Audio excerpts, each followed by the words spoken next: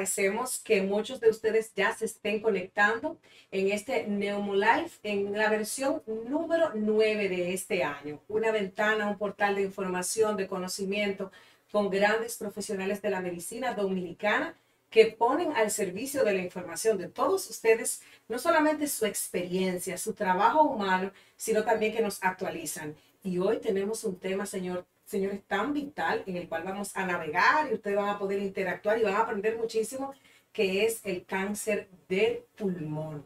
Entonces, muchísimas gracias a la Sociedad Dominicana de Neumología y Cirugía del Tórax Regional Norte, Neumonorte, que está rompiendo esquemas, abriendo espacios como este que nos permiten interactuar. Póngase las pilas, vaya y llame a papá, mamá, avísele que estamos en este live y que hoy vamos a estar hablando de cáncer de pulmón, pero no solamente vamos a navegar y a conocer un poco de este padecimiento, sino de las nuevas opciones, de las esperanzas, de la prevención y de estadísticas, que por supuesto a todos nos interesa saber en República Dominicana cómo estamos. Por supuesto, bueno, yo soy Hanry Santana, solo seré su moderadora, voy a estar aquí para tener yo también la oportunidad de aprender y de conversar con tres grandes profesionales, orgullo nuestro, y que han sido parte también de estos escenarios, pero hoy le vamos a sacar el 100, yo se lo prometo. Entonces vamos a recibir de inmediato, que está con nosotros, la doctora Miguelina Jaques, una de nuestras anfitrionas, y el doctor Jonathan Vargas, quien también nos va a acompañar. Y aunque no está en este escenario, la bellísima y muy trabajadora doctora Yulisa Espejo también va a conversar con nosotros. O sea, qué banquete. Muchísimas gracias, como siempre, a ustedes por abrir la oportunidad a la gente de este contacto, de esta conexión. Buenas noches a todos, buenas noches, perdón. Buenas noches a todos, gracias por conectarse y nosotros complacidos de poder compartir nuestro conocimiento. Yo sé que sí. Buenas noches, muchas gracias a Neumonorte por esta invitación. Yo pienso que en materia de la preocupación, ¿verdad? Que muchos de los ciudadanos de América tienen, es que cuando nosotros vimos datos que desde el 2020 estamos hablando de 4 millones de gente padeciendo cáncer, de distintos tipos de cáncer, pero que el cáncer de pulmón va despacito también, colocándose en una posición como de alerta, ha llegado el momento de profundizar más y de hablar mucho. Alguien me decía hoy que se iba a conectar en el live, que tenía la preocupación acerca de cómo este tipo de cáncer tiene una alta tasa de mortalidad en las personas que lo padecen. Y me encantaría, doctora, que arranquemos con usted. Vamos a partir desde el inicio, ¿verdad? Porque mucha gente estará pensando en el padecimiento, y quiero que lo hagamos para que todos lo entiendan, la familia. Por eso yo decía que la gente se conecte, porque todos estamos expuestos, ¿verdad? ¿Qué es el cáncer realmente del pulmón? Bueno, el cáncer de pulmón no es más que un tipo de tumor maligno que se origina en las células que tienen que ver con el epitelio alveolar y que puede afectar a uno o a ambos pulmones. Básicamente es un concepto básico. ¿De cuántos tipos de cáncer estamos hablando en materia del cáncer? Bueno, existen varios tipos de cáncer, pero hay 4 que son principales. El más frecuente es el cáncer de células no pequeñas, que es como más o menos un 80%, y un 20% es el cáncer de células pequeñas. Dentro de células no pequeñas, que es el más frecuente, hay 3 tipos: el adenocarcinoma, el cáncer de células grandes y el cáncer de células escamosas. Ya el otro tipo, que es el cáncer de células pequeñas, asimismo se llama, es el más agresivo, el que va a morir. También existen otros tipos menos frecuentes, menos de un 5%, como son los tumores carcinoides, que son benignos, por ejemplo, y hay carcinoides también que pueden ser malignos, sarcomatoides y linfomas. Esos son los tipos que hay de cáncer. ¿Cuáles son los que más nosotros estamos viendo? O sea, en estos últimos tiempos, ¿cuáles son los que más se están manifestando, se están diagnosticando? Bueno, básicamente todo depende de la característica de las personas. En personas que fuman y que no fuman, el más frecuente es el adenocarcinoma. Es más...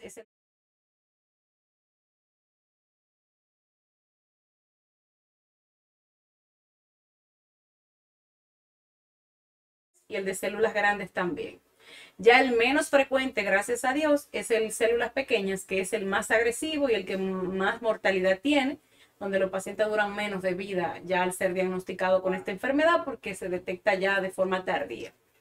Y factores de riesgo, hablemos de los factores de riesgo cuando estamos hablando de cáncer de pulmón. Bueno, el principal factor de riesgo para cáncer de pulmón sigue siendo el tabaquismo, la exposición a humo de segunda mano, que no es más las personas que inhalan ese humo que otra persona está fumando, el humo de biomasa o el humo de leña, como la gente lo conoce, el humo que está en las discotecas, en todos los lugares donde hay fumadores activos. También están otros factores, como son las personas que trabajan con materiales como en plomería, gasolineras, minerías como el cromo, el níquel, el radón, que puede estar también en las casas. Y también hay un factor que es el factor genético, donde hay pacientes o donde hay familias que tienen predisposición al cáncer de pulmón sin nunca haber fumado. Punto muy interesante que usted nos expone para todos, sobre todo para la gente joven que va a poder tener la oportunidad de ver este material, porque muchas veces uno solamente lo asocia a un solo factor o dos de riesgo, pero ya estamos hablando inclusive hasta del humo en las discotecas y de cosas a las que uno está expuesto en el día a día, de la manera cotidiana, y que no sabe que puede ser un terrible enemigo. Claro. Vamos a hablar acerca de los síntomas, o sea, ¿qué se puede manifestar en un ser humano que yo pueda identificar que yo tengo riesgo? Tengo que ir ya a visitar a mi especialista porque estos síntomas, esto que mi organismo está hablando, me dice que yo tengo que tener una alerta. ¿Cuándo? Bueno, mira, el cáncer de pulmón generalmente se diagnostica en etapas avanzadas porque en los primeros inicios de la enfermedad casi no hay síntomas. No. Casi no hay síntomas, pero debe llamarle la atención a la gente una tos persistente que no se mejora y que empeora en el tiempo, que la persona tosa con sangre, que esté perdiendo peso y no esté a dieta, que sea una pérdida de peso no intencionada, que tenga, por ejemplo, un dolor en el pecho, un dolor de tórax, que tenga el cuello hinchado, un lado de la cara hinchada, que tenga una parte del hombro elevada, que tenga un dolor muy fuerte en un lado de los pulmones y que no se haya dado ningún golpe, no haya tenido ninguna fractura en ningún lado. Todo eso son síntomas de cáncer de pulmón, pero también el cáncer de pulmón puede dar síntomas en cualquier índole. ¿Por qué?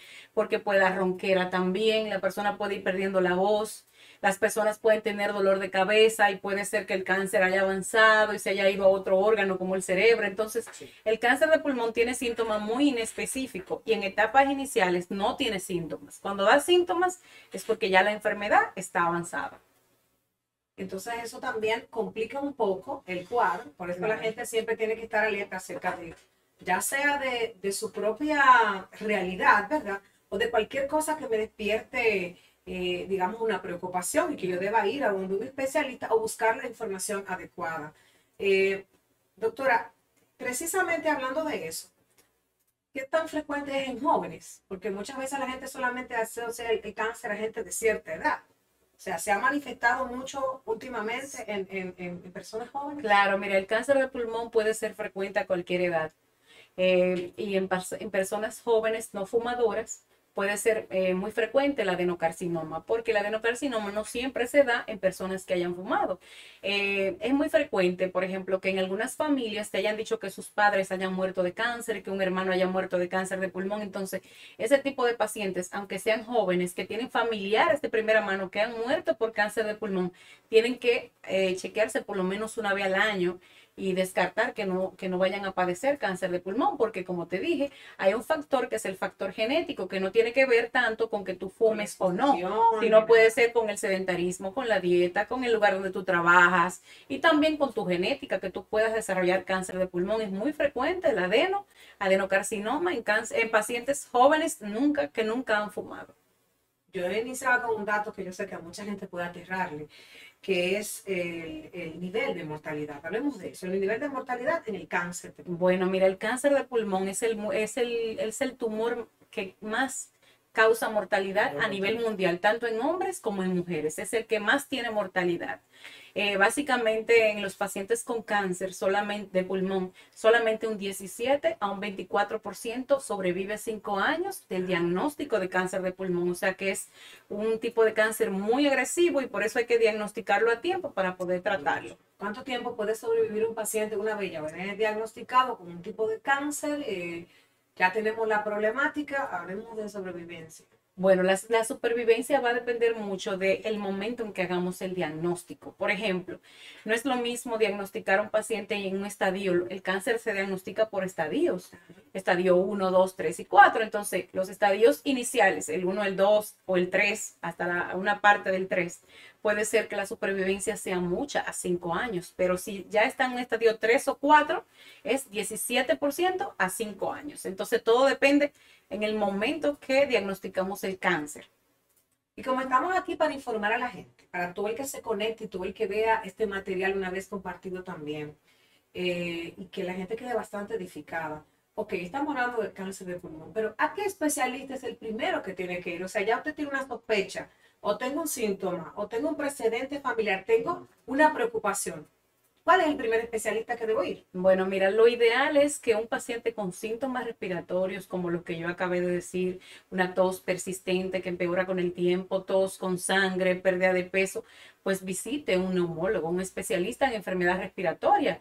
Y bueno, se le haga un abordaje, se le haga una radiografía de tórax o una tomografía, dependiendo lo que refiere el paciente.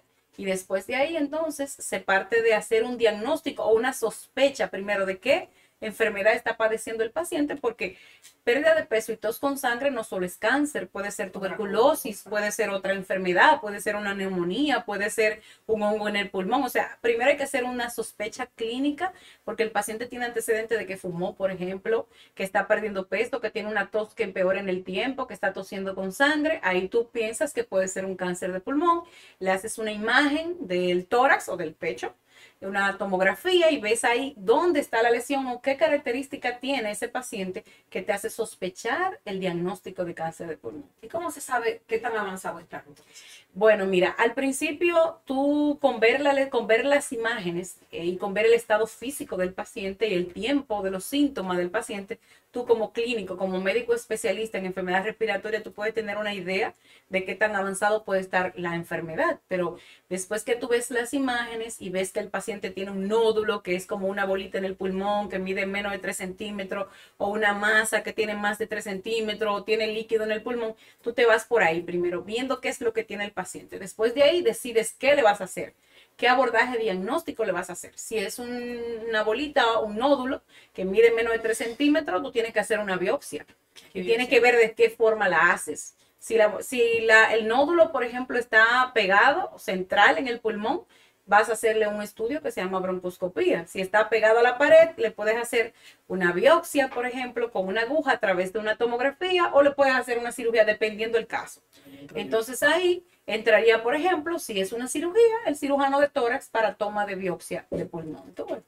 Entonces, ya después de ver eso, tú le haces un rastreo al paciente. O sea, no es solo saber que tiene cáncer, no. Claro. Saber si el cáncer está solo en el pulmón, si se ha ido al cerebro, si se ha ido al hígado, si se ha ido a los huesos, o si el paciente tiene líquido en el pulmón.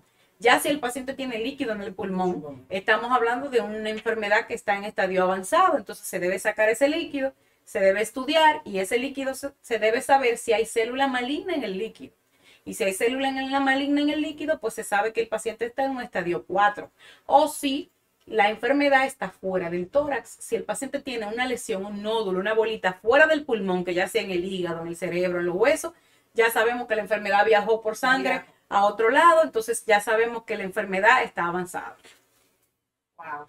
Es un panorama difícil, pero yo sé que es tratable. Claro. Y que para muchas de las gentes también que de alguna forma tienen un familiar o tienen una preocupación sobre un diagnóstico, decirle también que hoy vamos a hablar de esperanza y de cómo tratarlo y de las oportunidades que muchos de los que están viviendo esta terrible experiencia, poder salir victoriosos o victoriosas. Y precisamente vamos a seguir conversando, y tenemos al doctor Jonathan Vargas como uno de nuestros anfitriones de esta noche, que también nos llena de mucho orgullo contar con él. Y doctor, luego de todo el panorama que la doctora nos llevó, yo me preocupé. Yo sé que hay mucha gente que se preocupó, y es algo serio, ¿verdad? Pero sé también que como ha avanzado la medicina, como ha avanzado también el estudio y el propósito de muchas de las investigaciones y de las formas que tenemos hoy en comparación a una década atrás, hay muchas cosas que se pueden tratar. ¿Se opera realmente? ¿Se puede intervenir una cirugía para tratar el cáncer de pulmón? Sí, definitivamente. Yo quiero empezar hablando con todo aquel que se conecte y quien nos vea diferido, diciéndole una frase que veo en una y otra conferencias que tratan de cáncer de pulmón. Y lo primero que nosotros debemos tener pendiente es que el cáncer de pulmón hoy por hoy es mejor prevenirlo que curarlo. Y todo este panorama que la doctora Jaques ha ido conversando, que nosotros tenemos que enfrentar día por día, porque esto es un trabajo en equipo, como ustedes van a ver durante esta charla, eh, nos, todo va dirigido a prevenir el cáncer.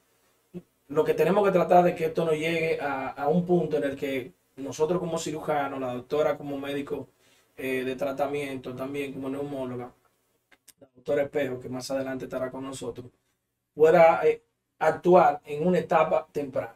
¿Se opera cáncer de pulmón? Sí, definitivamente. Y hoy en día hay muchas alternativas, como la doctora le conversó, incluso en el proceso del diagnóstico, nosotros como cirujanos de tórax, muchas veces tenemos que intervenir porque posiblemente no se pueda tomar de esa lesión sospechosa en el pulmón un diagnóstico preciso y tengamos que optar por la cirugía diagnóstica. Hoy en día hay muchas alternativas en este sentido. Todos los pacientes pueden operarse, o sea, porque ahorita escuchábamos que la doctora nos introducía de los tipos de cáncer, los tipos de padecimiento, de cuadros, todos pueden optar por una operación. Esa es una pregunta interesantísima, porque cuando yo veo pacientes, el paciente relaciona, tengo una lesión, tengo una masa, tengo un tumor, lo relaciona que si se opera ya todo está resuelto y esa es la alternativa. Todo paciente aplica a cirugía siempre y cuando cumpla con ciertos parámetros protocolares que el equipo médico, cuando el paciente llega a nosotros, pues entonces tiene que decidir. Como la doctora comentó, hay pacientes, el cáncer se califica por estadios, por etapas. Y etapas más tempranas, pues nosotros tenemos mayores posibilidades de optar por la cirugía. Etapas más tardías, pues entonces tenemos alternativas que tenemos que agotar. Pero hay casos incluso en lo que es muy tardío y no, la cirugía no aplica. Diríamos que pacientes que ya tienen cáncer avanzado, situaciones muy extremas, pues entonces la cirugía posiblemente no sea la alternativa ni de primera línea ni de segunda línea. Pero en etapa temprana, que es lo que estamos trabajando y tratando de atacar y con este tipo de actividad, orientar a la población, en etapa temprana sí, hay muchísimas alternativas. Hoy en día la tecnología ha evolucionado muchísimo como para esto. Hay algo que hay que mencionar. Cuando hablamos de todo el paciente se puede operar, sí, se puede operar todo paciente, aquel que tenga no solo que su enfermedad se pueda tratar desde el punto de vista quirúrgico, sino que su enfermedad se pueda tratar en el individuo. Okay. ¿A qué me refiero? Que tú tengas las condiciones físicas y la condición de salud como para tolerar ser llevado a un procedimiento en cirugía de pulmón para cáncer. Cuando uno habla de, o sea, una recreación que haría cualquier persona, tenga conocimientos mínimos médicos o un miembro de una familia, uno piensa en operación de un pulmón, una cirugía, es algo grande. O sea, tú te lo imaginas, es un órgano tan vital, tan delicado que solamente lo visualizas como algo inalcanzable. Doctor, ¿cómo se opera un pulmón? La forma, ¿cómo se hace? ¿Cuál es el proceso? ¿Cuál es la herramienta que tenemos ahora en la mano para hacer algo que puede ser que en el pasado se veía como imposible? Se veía como imposible. Yo como siempre converso, no solo con el paciente, siempre le comento incluso a los estudiantes cuando uno está trabajando en los hospitales y eso. Le digo, hoy en día la tecnología ha evolucionado significativamente. Posiblemente nosotros no tenemos toda la información, pero como así ven las personas del común, la cirugía incluso ha llegado al punto en la que se puede operar sin tener que abrir el paciente o hacer una cirugía muy compleja. O sea, hoy en día todo va cambiando. Incluso más de una persona conectada posiblemente a este live sabe que incluso hay robots que pueden hacer cirugía hoy, acompañado del humano. O sea que la cirugía del pulmón se realiza a través del tórax. Eso es como una reja. Yo le comento a los pacientes. Es como una reja que viene para estar cerrada y para proteger esos órganos vitales, pero que hay mecanismos para introducirse a través de la costilla y trabajar el pulmón, o sea, abordar el pulmón. Nosotros hablamos de cirugía abierta cuando necesariamente tenemos que utilizar una herida para abordar el pulmón y abordar la enfermedad, o cirugía cerrada, que la gente común le dice rayo láser. Y el concepto real en el caso del pecho, del tórax, es videotoracoscopía. Así como han escuchado mucho, la paroscopía, le hacen cirugía del... Exacto, son cirugías que se hacen a través de un dispositivo de video y dispositivo especializado. Y la cirugía convencional, que también tiene su aplicación, pero hay alternativas múltiples para poder realizar la cirugía del pulmón. Quizás esta es la pregunta como más difícil que yo puedo hacerle en esta noche, porque sé que aborda una parte como humana y también que pone al paciente y al que vive cerca de alguien que está viviendo esta enfermedad. Doctor, ¿se puede extraer un pulmón y una gente vivir sin un pulmón? O sea, ¿se puede extraer? Sí, definitivamente. O sea, yo puedo decir, bueno. Definitivamente, la cirugía... Hay pacientes, no vamos a... Lo que estoy hablando, lo que voy a conversar no es el común denominador, pero puede ocurrir, exacto, puede ocurrir que haya un compromiso de todo el órgano por la lesión y que tenga criterio luego que las doctoras lo evalúan, lo envían a nosotros, tiene criterio para poder extraer la lesión y esa lesión compromete todo el órgano, sí, definitivamente con las valoraciones claras, con las aseveraciones o aseguraciones de que el paciente puede tolerar la cirugía, pues se puede hacer. El paciente me pregunta a mí muchas veces, doctor, ¿y yo puedo vivir sin el pulmón? Usted me pregunta, bueno, yo le digo sí, definitivamente, pero habría que hacer una serie de procedimientos y de pruebas que me certifiquen que tú puedes tolerar estar sin un pulmón y que tu otro pulmón entonces pueda hacer el trabajo. Eso es vital. Se puede operar un pulmón, una parte, se puede operar el pulmón todas las partes, se puede operar el pulmón solo un segmento, porque va a depender mucho del paciente. Pero sí, definitivamente se puede vivir. ¿Y este sobreviviente cómo viviría? ¿Necesitaría algún dispositivo extra, algún tipo de modalidad en su forma de vida para siempre? ¿O podría asumir la normalidad de la cotidianidad? Muy buena pregunta. Se podría integrar a su normalidad, de su cotidianidad, siempre y cuando va a depender de ciertas cosas, a qué se dedique la persona. Hay que tener también pendiente que va a depender la razón por la que uno está operando el pulmón o resecando o extirpando un pulmón.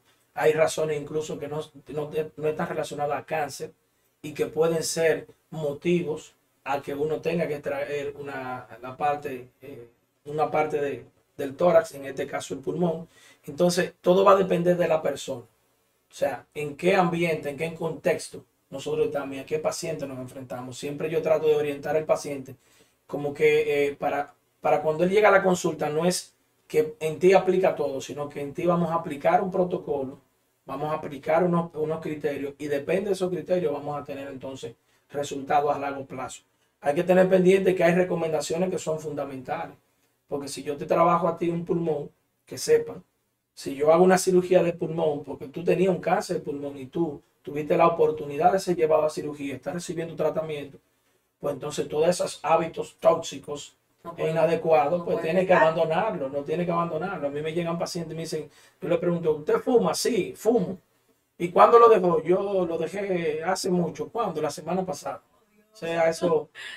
Y uno le dice, mira, lo primero que tú tienes que abandonar por todos los medios es el humo de cigarrillo y dejar de exponerte a todos esos tóxicos que podrían ser parte de las causas que te provocó la enfermedad. Usted nos conectó mucho con esas posibilidades, que es el momento donde estamos sembrando esperanza para el que tiene un padecimiento, que estamos hablando que tiene una tasa de mortalidad escandalosa en el mundo.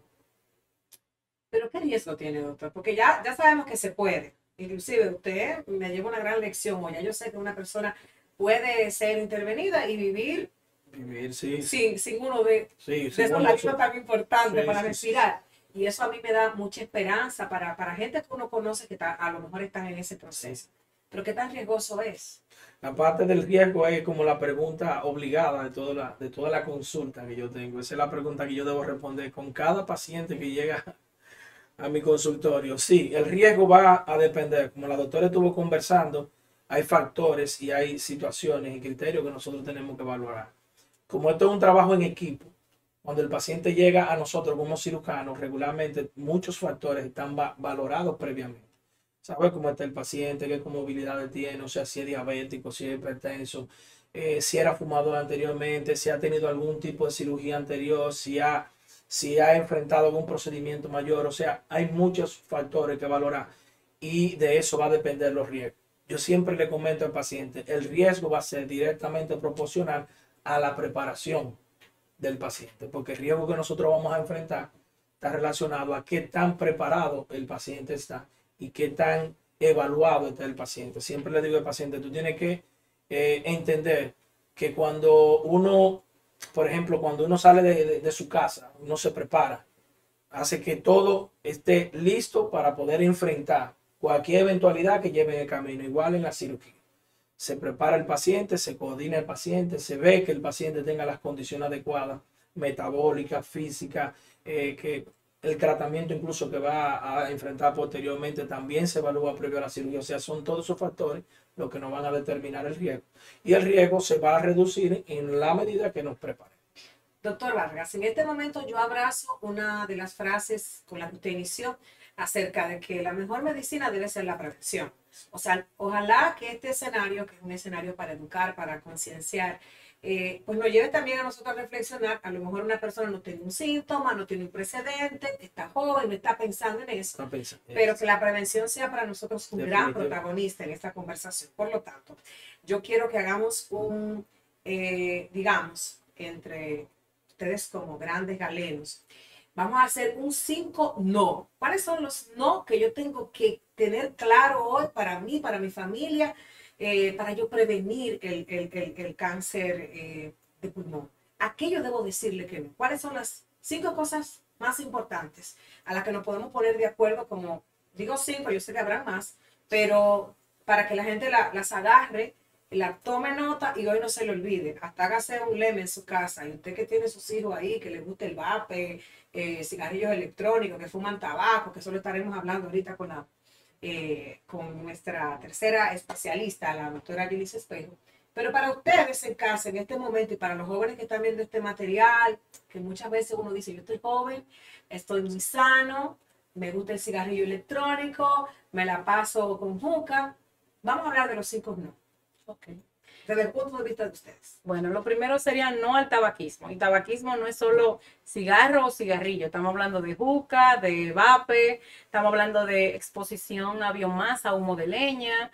Estamos hablando también de exposición pasiva en tu lugar de trabajo, o el ser taxista, o el ser chofer y que andes con una persona que fume, que es el humo de segunda mano. O sea, que no es solo eso, es no a ningún tipo de tabaquismo. Eso sería el número 1. No tabaquismo. ¿Okay? No tabaquismo. No exposición a algunas profesiones, o por lo menos limitar la exposición, como son las minerías, el cromo, el níquel, el berilio, el asbesto. Los trabajadores de la construcción tienen que usar un tipo de mascarilla especial para protegerse, porque pasan toda la vida trabajando en una profesión que al final del cabo los está exponiendo. Entonces, no a no protegerse. No a no protegerse. El uso de mascarilla en lugares de trabajo como gasolineras, minerías, las personas que trabajan con asbesto. También sería no al sedentarismo, no a la obesidad. Hay que moverlos. Hay que hacer algún tipo de ejercicio. La dieta y el ejercicio es vital en cualquier tipo de enfermedad, no solamente en cáncer de pulmón. Evitar el uso del consumo excesivo de azúcares. Los azúcares son la causa número 1 en la dieta, que tiene que ver con los carcinógenos inhalados. Yo diría que también yo podría incluir ahí no a la procrastinación. A veces nosotros, aún teniendo síntomas o viendo cosas que no son normales, nos quedamos ahí. No nos movemos, no vamos a un especialista, tenemos miedo a acercarnos, hacer incluso una pregunta al médico, asistir a una consulta médica básica que podría determinar muchísimas cosas. O sea que deberíamos movernos en ese sentido. No a la mala alimentación. Un paciente incluso ya con un diagnóstico de una enfermedad catastrófica como esta, que no tiene una buena alimentación, pues deterioro se va a dar más rápido.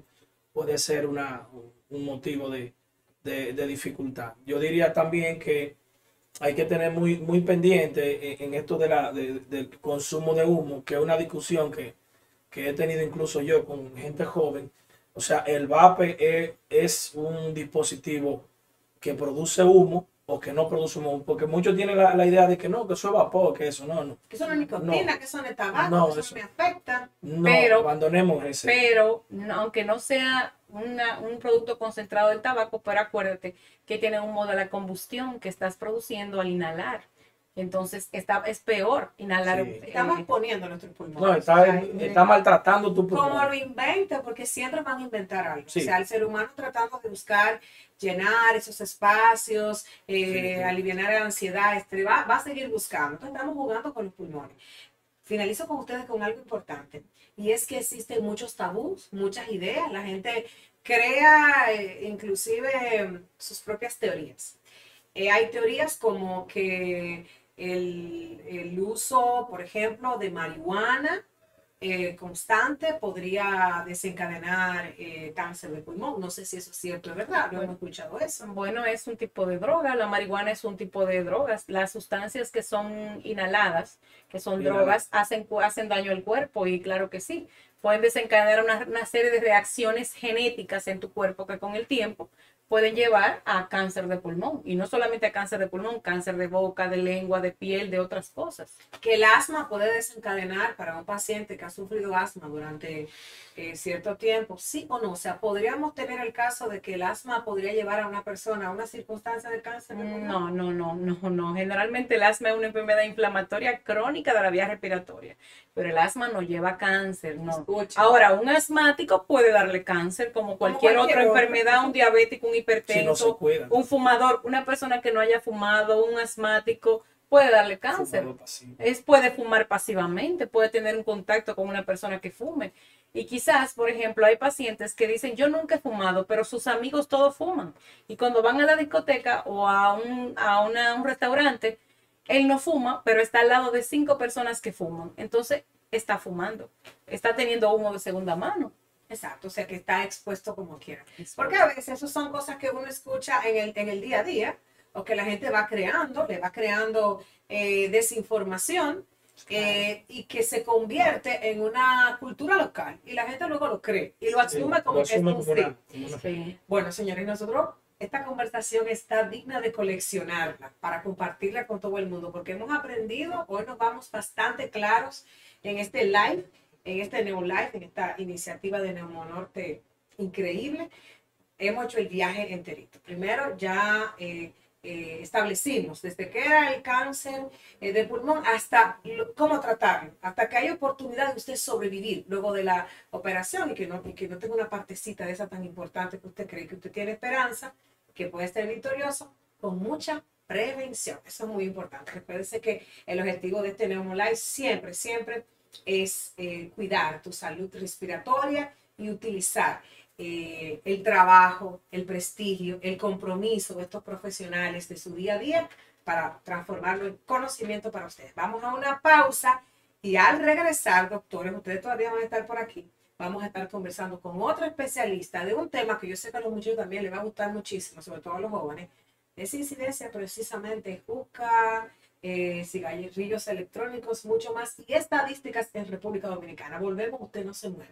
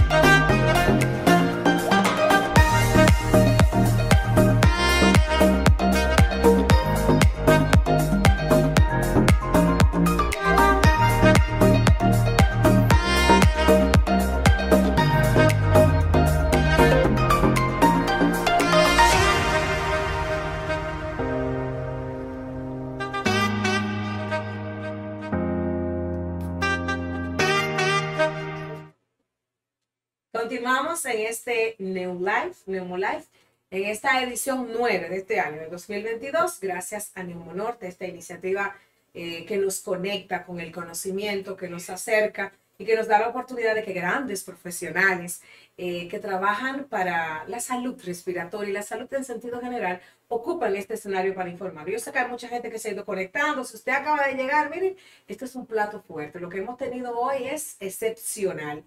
Y para continuar, y en este broche de oro, vamos a recibir a una distinguida galena nuestra que nos acompaña, la doctora Yulisa Espejo. Gracias, doctora, por su tiempo, por su disposición y por conversar y que con sus conocimientos y su experiencia, bueno, podamos edificar a la gente, igual yo, y crecer un poquito más en materia de lo que es el cáncer de pulmón. Muchas gracias. Para mí es un honor estar aquí con ustedes y con nuestros colegas que han hecho una exposición espléndida de lo que es el cáncer de pulmón, las características, cómo se puede presentar y un tema que es tan importante conocer porque el cáncer de pulmón es una realidad, ¿verdad? Y nosotros como dominicanos, aunque vivimos un poquito distraídos en nuestro día a día, es importante que conozcamos cuáles son las características de esta enfermedad para poder detectarla oportunamente. Correcto. Y doctora, vamos a iniciar desde su perspectiva, vamos a hablar mucho también de las oportunidades oncológicas de los tratamientos, pero yo sé que mucha gente está interesada en saber en materia de estadísticas, cómo estamos en República Dominicana, en materia de cuántos se han diagnosticado y cuántas personas han perdido la batalla, el nivel de mortalidad.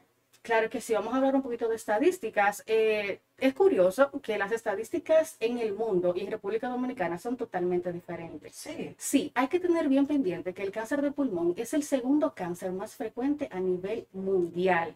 Ojo, eso son estadísticas que es alarmante y solamente está por debajo del cáncer de piel. Ahora bien, es mucho más alarmante que ese es el tumor que más muertes causa en todo el mundo. Inclusive, se compara que causa tantas muertes como el cáncer de mama, el cáncer de próstata y el cáncer de colon en conjunto. Wow. O sea, es... Los tres juntos. Sí, los tres juntos. O sea, es el cáncer que se compara tantas muertes con tres cánceres que son los... Wow, o sea, una situación que es sumamente preocupante. Ahora bien, esto está muy relacionado a lo que es el hábito del tabaquismo. Ustedes saben que en los países desarrollados es un hábito, sí, es un hábito bastante frecuente en Europa, en Estados Unidos, desde muy temprana edad, usar los cigarrillos. Ahora está en tendencia y en boga lo que son los cigarrillos electrónicos, el vape, la juca, todos estos hábitos que van en detrimento de nuestra salud. Ahora bien, República Dominicana es un país que se mantiene un poco, bueno, un poquito, somos un país que decimos un poco con tabúes, ¿verdad? Y aún el cigarrillo no está tan asentado, no está tan arraigado en nuestra cultura. Sin embargo, a medida que van pasando los tiempos, se va notando que vamos consumiendo más y más y más ya toda esa cultura que es extranjera. Entra lo que son, como dijimos anteriormente, los cigarrillos electrónicos. Ya ves a adolescentes o a jóvenes fumando desde muy temprana edad. Situación que va a llegar a un punto que va a desencadenar lamentablemente esta enfermedad. En República Dominicana, este ocupa el quinto lugar entre los tumores que se localizan según los datos de la Organización Mundial de la Salud. Y lamentablemente en el 2020 se registraron 1.244 muertes atribuibles a esta enfermedad. Y esta es una incidencia que va en ascenso producto de los hábitos que vamos otorgando básicamente en el pasar del tiempo. Significa que culturalmente también al normalizar ciertos hábitos, sobre todo ahora en materia de adolescentes y jóvenes, antes era más raro verlo, pero ahora hay muchas opciones. Nosotros podemos pasar por una universidad, un colegio, una escuela y vas a ver fuera cuando salen. Lamentablemente. O sea, es algo que se ha normalizado, sí, y es algo que debe elevar también el sentido de alerta de los padres, de los tutores, de los guías, de los maestros, de la gente que puede incidir también en materia de opinión. Claro, porque es que empieza como un hábito ocasional, o sea, empieza como un hábito, voy a fumar simplemente porque me junto con mis amigos, porque me hace sentir tranquilo, porque me hace sentir una situación de placer, Me relaja. Sí, me relaja, y después se vuelve un hábito, porque esa es la situación de la nicotina. ¿Sabe que la nicotina es vamos a decir que uno de los componentes principales del cigarrillo. Ahora bien, entre lo que son los cigarrillos electrónicos y la juca, entre un 80 a un 90% contienen nicotina. Entonces, la nicotina es esta sustancia que causa este placer y esta adicción a este hábito, y digo paciente por la cotidianidad, y el usuario empieza a fumar, empieza a sentir como esa sensación de plenitud, y luego llega un momento en que lo hace diariamente, y ahí es que viene la situación, viene el problema, porque en la cronicidad del tiempo, entonces ahí es que desencadena una enfermedad de esta envergadura. Claro, porque sé que a través de, bueno, muchas de las leyes y iniciativas de muchos países, en la mayoría de estos productos hay alertas. Sí. Es perjudicial para la salud, lo dice, pero aún así...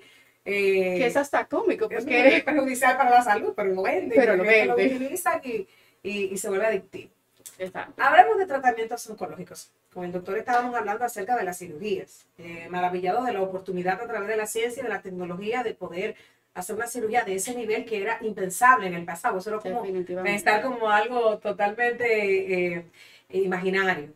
Pero en tratamiento oncológico, ¿qué posibilidades tiene un paciente? O sea, yo fui, o una persona ya es diagnosticada, ¿cuál es la gama que tenemos de poder tratarlo oncológicamente? Claro que sí. Cuando llega un paciente con diagnóstico de cáncer de colon, de pulmón, hay que tener muy pendiente que este es un tratamiento que se realiza desde un equipo multidisciplinario. No es solamente el oncólogo, es el neumólogo, el cirujano torácico, el radioterapeuta, el psicólogo, ¿verdad? O sea, todos nos unimos y todos vamos a decir que hablamos el mismo idioma, ¿verdad? Conversamos sobre las características del paciente, tanto desde el punto de vista físico, ¿verdad? Vemos cuáles son sus características, estadificamos, porque según el estadio es que vamos a programar el tratamiento que lleve el paciente. Los tratamientos pueden ir desde quimioterapia, radioterapia, cirugía, inmunoterapia, entre otros. Y todos se van a determinar según el consenso que hagamos en conjunto, ¿verdad? Entonces, claro, le explicamos al paciente en qué estadio o en qué etapa está su enfermedad, recordando que cada cáncer tiene 4 etapas, como yo muy bien le explico a mis pacientes. De la etapa 1 a la etapa 3 es una etapa temprana y localmente avanzada, hasta que llega a la etapa 4, que lamentablemente es cuando la enfermedad ha diseminado a otra parte del cuerpo y ya el tratamiento se utiliza con una intención paliativa, no con una intención curativa. Entonces, les explicamos las características de la enfermedad y cuáles opciones de terapia debe de llevar el paciente, y luego se realiza. ¿Qué debe hacer una persona cuando ya es diagnosticada con cáncer de pulmón? Bueno, ya visitó el especialista, fue donde el neumólogo. ¿Cuál es el paso? Porque yo estoy hablando de miedo. El miedo es quizás la peor enfermedad y el factor de riesgo más importante del ser humano, porque tú tienes miedo hasta de abordar. La palabra cáncer es difícil hasta de pronunciarla. Entonces, ¿cómo vencemos eso, doctora? O sea, ¿cómo pasar ese puente entre que ya yo fui donde mi especialista neumológico, ya yo sé que debo visitar a mi oncólogo? ¿Y cómo yo me acerco ahora? Bueno, definitivamente en una consulta oncológica o en la primera consulta oncológica, la verdad es la clave. O sea, es indispensable nosotros hablar con la claridad al paciente, porque si nosotros llegamos a caer en el juego de ocultar la enfermedad del paciente, el paciente va a entrar en una situación de que no va a confiar en su médico. Vamos a hablar con los familiares, el paciente va a salir, vamos a iniciar un tratamiento, y desde que él vea que se le está cayendo el pelo, que empieza con náuseas, con vómito, le va a decir, pero ve acá, o sea, esto no fue lo que me dijiste. Exacto, me dijeron una cosa y al fin y al cabo me está pasando otra situación. Al principio siempre va a ser difícil. Eso es inevitable. Ahora bien, en el transcurso del tiempo, el paciente va a ir entendiendo su enfermedad, por qué le estamos dando el tratamiento y cuáles son las posibilidades que él tiene para poder avanzar o curar esta enfermedad. Siempre la verdad es la clave. En materia de alcanzar éxito con lo que tenemos en la actualidad, en materia de ese tratamiento oncológico, ¿qué tanto hemos avanzado? En el sentido que en el pasado quizás los méritos propios del éxito, pues en materia de compararlo con las estadísticas, tal vez no eran tan esperanzadores. ¿Qué tal estamos en este momento de manera sincera? Mira, eso depende mucho de la etapa en la que se diagnostique la enfermedad. Si la enfermedad está en estadios iniciales, el potencial de curación evidentemente va a ser mucho mayor.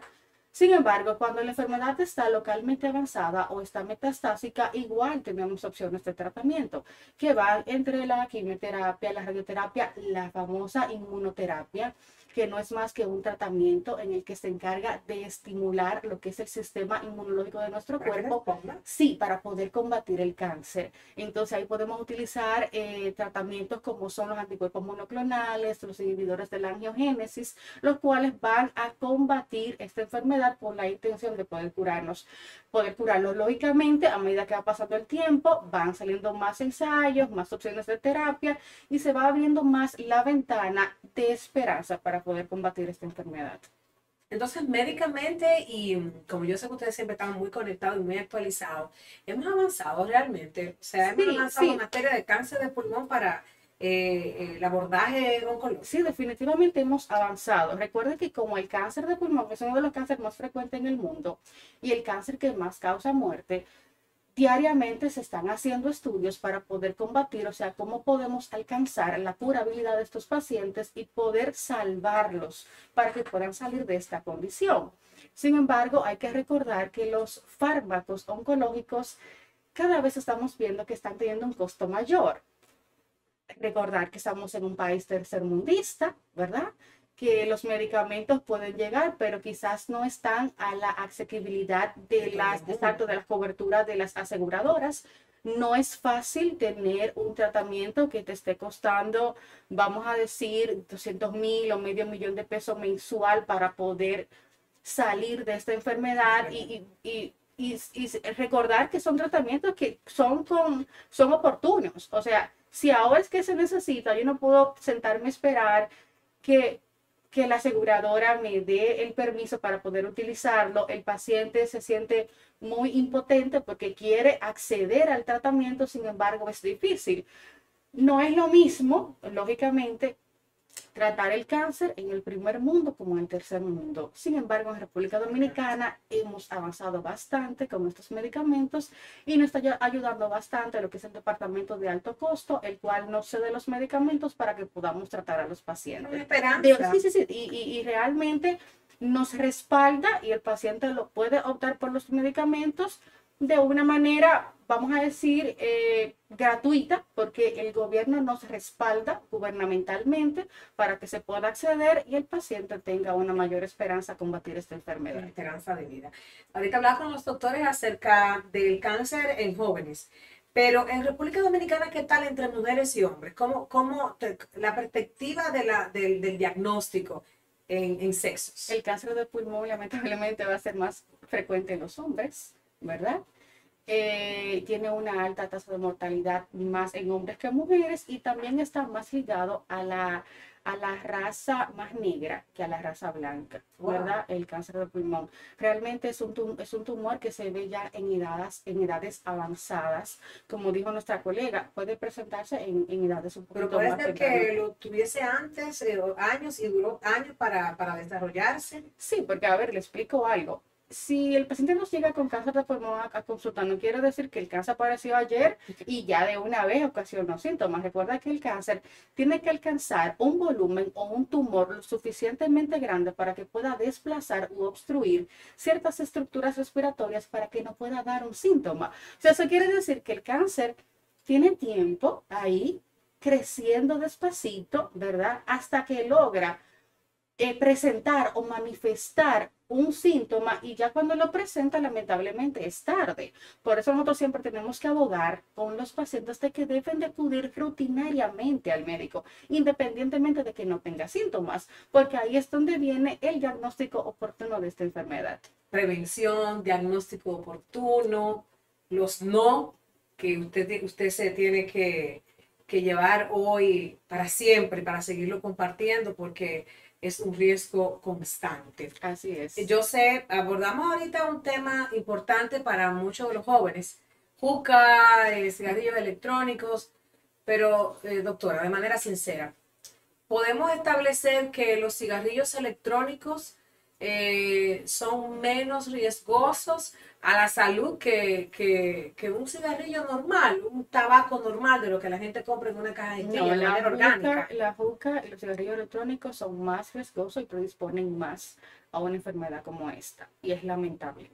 O sea, en literatura nos muestran Wow. cómo estos dispositivos, porque hay que decirle ese nombre, nos tienen a predisponer porque tienen una más alta predisposición a la nicotina y estas sustancias que en un lugar u otro pueden desencadenar esta enfermedad. O sea, es un mito que dicen, mira, es vape, pero solamente es un humo, es con sabor a fresa, no me hace nada. Es aromático. Sí, me hace sentir tranquilo, no es un cigarrillo, esto yo lo uso ocasionalmente porque me gusta y para estar con mis amigos, pero lamentablemente, si se vuelve un hábito, si se vuelve una cotidianidad, es indispensable, no indispensable, es seguro que va a llegar un momento que lamentablemente va a afectar tu salud.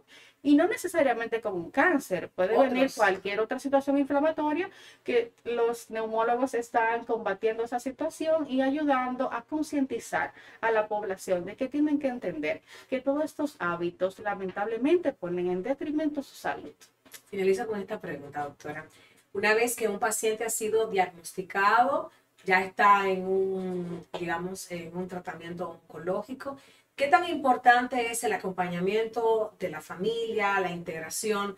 Ya desde su experiencia con el trabajo, yo sé que ustedes tienen dentro de sus equipos psicólogos, pero ya usted lo ha visto, usted lo ha palpado, los ha acompañado, ha tenido esa vivencia humana. ¿Qué tan importante es la integración de los seres queridos, del entorno, a ese paciente que se diagnosticó y que está viviendo el proceso? Se resume con una palabra, es vital. ¿Ok? El acompañamiento de la familia, que el paciente se sienta apoyado en una situación tan difícil que no solamente va a afectar la esfera individual, sino que va a afectar a toda la familia. Porque la afecta emocionalmente, porque desde que se escucha la palabra cáncer, o sea, la familia se derrumba. Primero se derrumba el paciente y la familia viene detrás, sin contar de que vienen los detrimentos económicos, porque todo el mundo sabe que enfrentarse a una enfermedad como esta es sumamente costosa. Entonces, yo siempre le comento a mis pacientes y a mis allegados que es muy difícil tener a un paciente que es diagnosticado con una enfermedad como esta, que tiene que aceptar de que está enfrentando y va a combatir esta condición y que encima de eso se tiene que preocupar por la situación económica. Y que independientemente quizás no viva en una metrópoli, como ya sea Santo Domingo y Santiago, que tenga que trasladarse, que tenga que ver quién lo acompañe, Que tenga que ver su alimentación. sí, que quien lo ayude con la alimentación, porque van a llegar momentos que quizás los efectos adversos lo van a arropar, como son las náuseas, los vómitos, el decaimiento. Va a necesitar de una persona que esté al lado para que sienta ese soporte. Entonces, la familia, los amigos, estar junto con el paciente es vital para la recuperación del paciente, no tanto física, sino como emocional y psicológica. Agradecemos a la doctora Yulisa Espejo por participar con nosotros en este Neumolife, en esta versión 9 de este año, del 2022. Esta iniciativa de Neumonorte que pienso que es el escenario más adecuado para seguir compartiendo, para seguir haciendo llegar esta información, este conocimiento, esta interacción. No siempre es fácil uno tener la oportunidad de tener tres grandes médicos